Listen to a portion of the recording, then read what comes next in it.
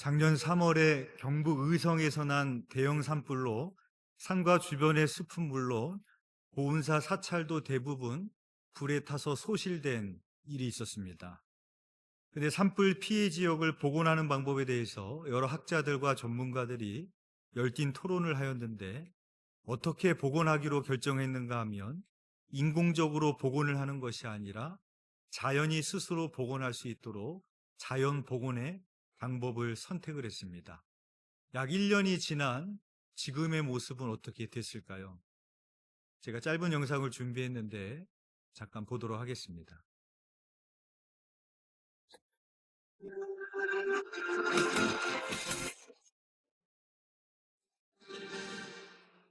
경북 위성의 고운사입니다. 지난 3월 산불로 이 전각은 물론이고 사찰 숲까지 큰 피해를 입었습니다. 불이 꺼진 지 넉 달이 지난 지금은 어떤 모습일까요? 그리고 또 앞으로 어떻게 복원해 나가는 것이 좋을까요? 이 고운사에서 산불 피해지 복원 방안에 대해서 고민해봤습니다. 시커멓게 탄산 깊숙한 곳, 고운사가 있습니다. 1000년이 넘는 역사를 갖고 있지만 지난 3월 큰 산불 피해를 입었습니다. 국가유산을 포함한 건물 여러 동이 불에 탔고 약 250헥타르, 축구장 350개 크기에 달하는 넓은 숲도 피해를 입었습니다. 이렇게 산불 피해가 발생하면 많은 곳에서 불에 탄 나무를 베어내고 다시 어린 나무를 심는 이른바 인공복원이 진행됩니다. 하지만 고운사는 불에 탄 숲을 그대로 두기로 했습니다. 자연복원을 선언한 겁니다. 우리 환경은 전체가 바위산입니다. 굉장히 열악한 환경에서 인위적으로 식생을 해가는 살아남을 수가 없어요. 그래서 이 자연한테 맡겨두는 게 제일 좋겠다. 불에 탄 숲으로 들어가 봤습니다. 이 소나무는 물론이고 그 아래 작은 화렵수들까지 다 불에 탄 매우 강한 산불 피해를 입은 지역이거든요. 그런데 보면은 밑에서 되게 많은 풀들이 올라왔죠? 이 작은 화렵수들도 밑에서부터 몇 달 사이에 많이 올라와서 자라기 시작했습니다. 벌써 어른 키만큼 자란 물풀의 나무도 있습니다. 이 소나무 숲 아래에는 이 땅 속에 그만큼 하루수를 틔워낼 수 있는 나무 뿌리와 양분이 충분히 있다고 볼 수 있는 거죠. 불탄 숲에선 여러 야생동물들이 확인되기도 했습니다. 산불과 산사태 피해가 이어지며 조림을 통한 복원과 임도 건설, 속가배기 등 인위적인 방식의 산림 관리에 대한 의구심은 커졌습니다.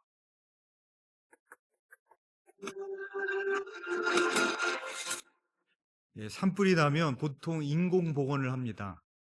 불에 탄 나무들을 제거하고 어린 나무들을 다시 심는 겁니다. 근데 이번에 자연 복원의 방법을 선택한 이유는 자연은 스스로 자기를 복원하는 힘이 있기 때문에 그렇습니다. 그래서 작년 3월에 산불이 났기 때문에 1년이 조금 더 지난 지금에 강한 산불 피해를 입었음에도 불구하고 많은 풀들이 올라왔고 사라졌던 담비와 같은 야생 동물들이 다시 돌아왔습니다.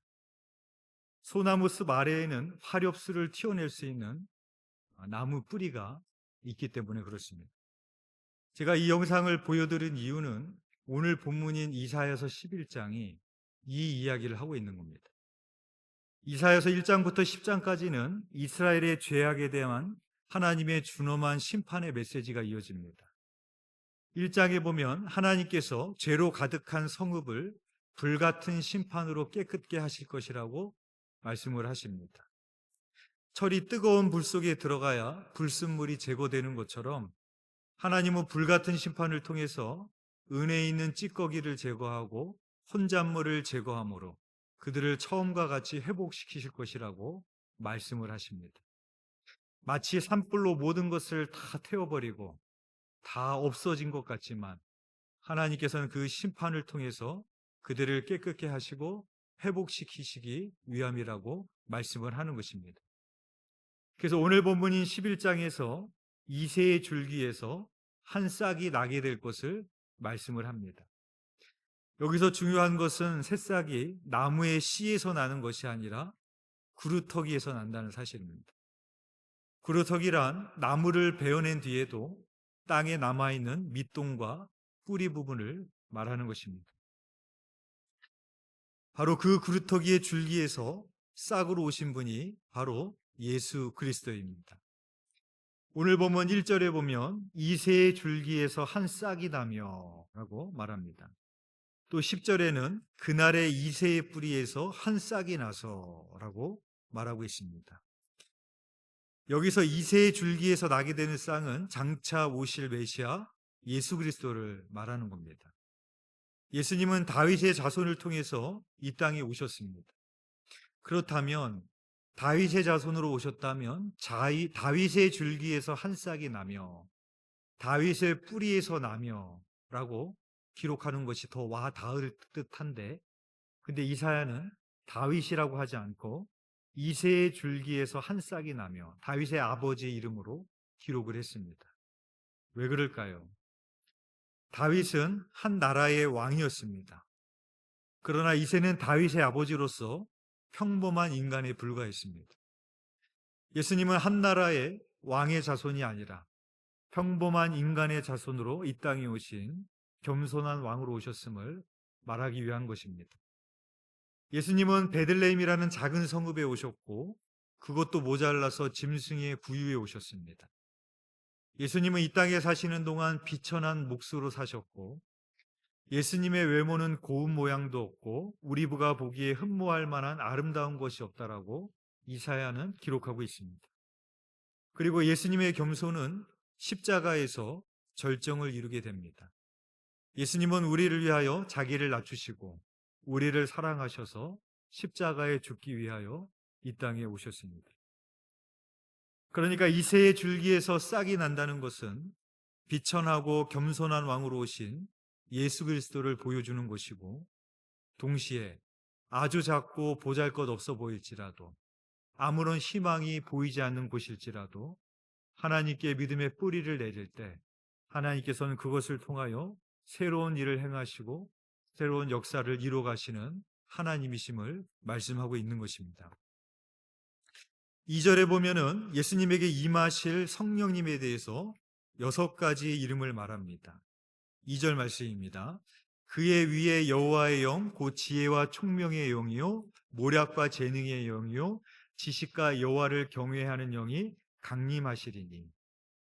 즉 성령님께서 예수님에게 강림하게 되신다라는 것이죠. 그분은 지혜와 총명의 영이고 모략과 재능의 영이고 지식과 여호와를 경외하는 영이십니다.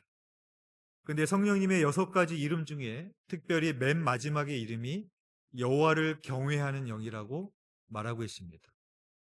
여호와를 경외하는 영으로 번역하는 것도 맞지만 공동 번역과 새 번역을 보면 여호와를 경외하게 하는 영, 여호와를 두려워하게 하는 영이라고 번역을 해놨습니다. 따라서 우리는 성령 충만의 의미를 알 수가 있습니다.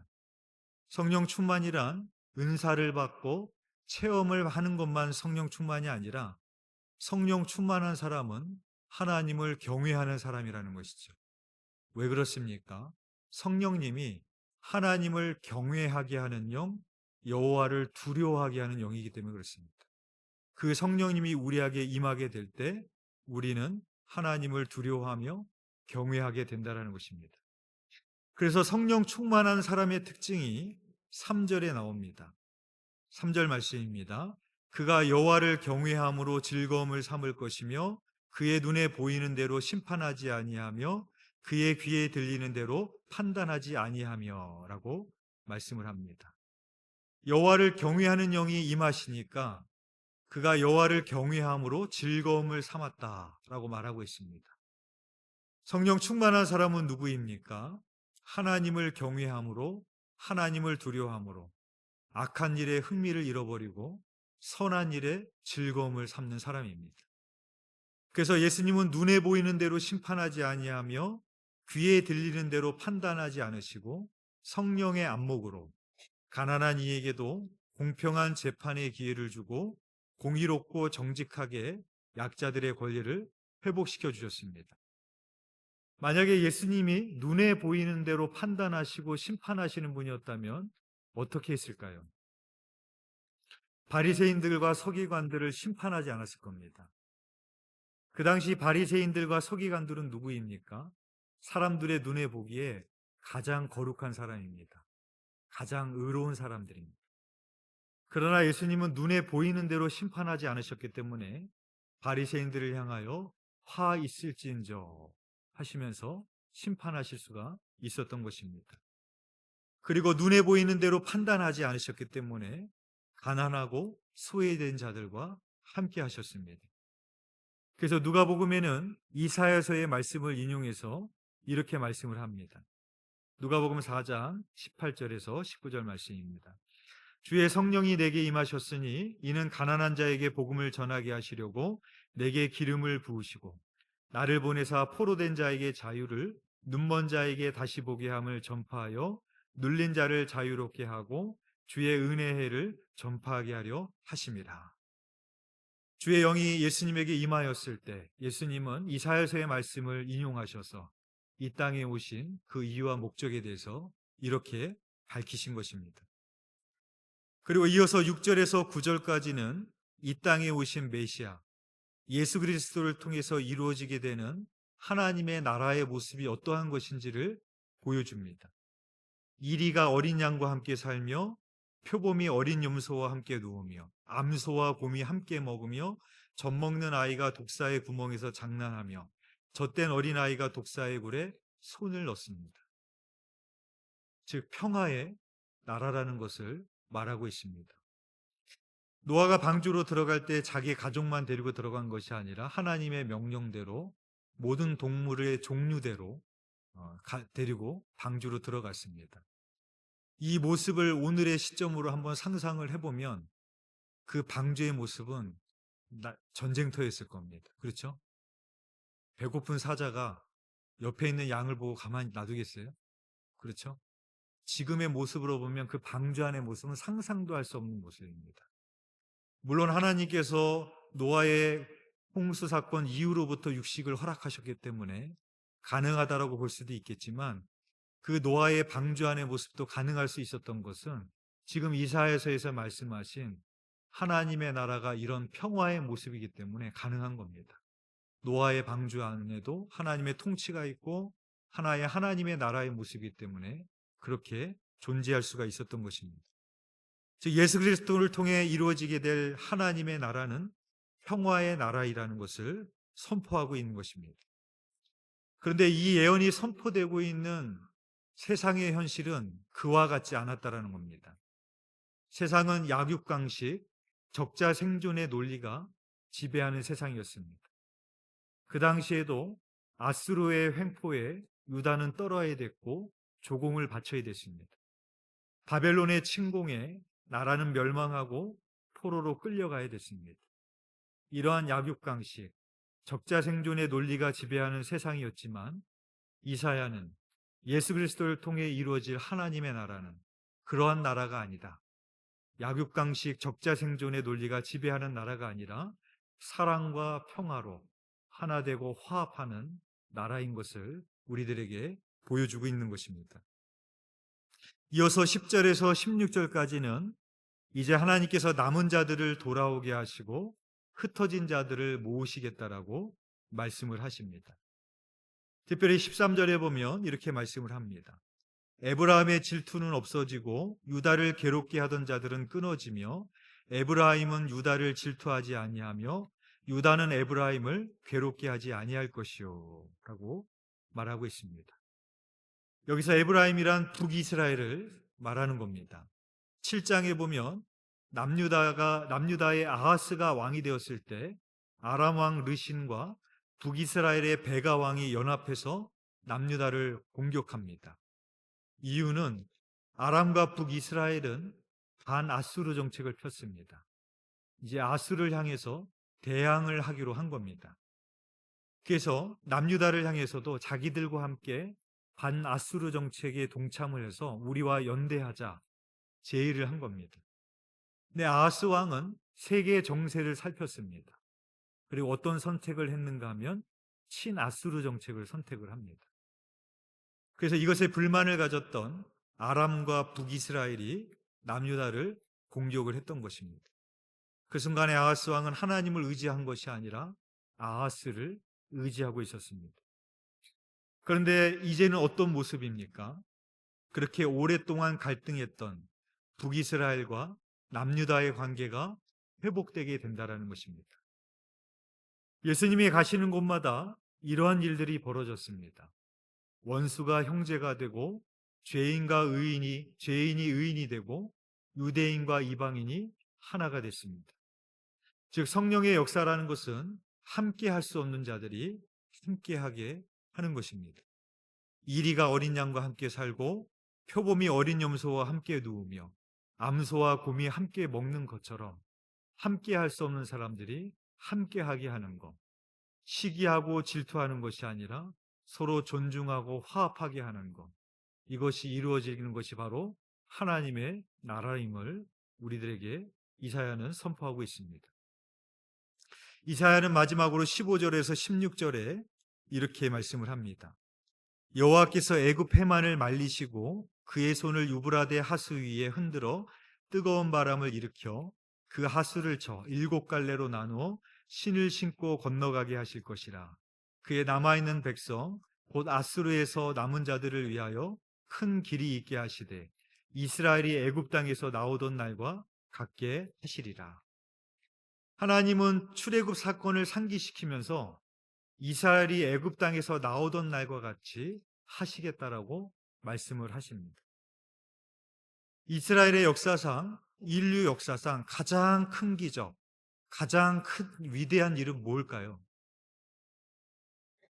지금 말씀하고 있는 것처럼 200만 명이라는 사람이 홍해 바다를 건넌 사건입니다. 그래서 이사야가 이렇게 선포를 합니다. 이사야 43장 18절에서 19절입니다.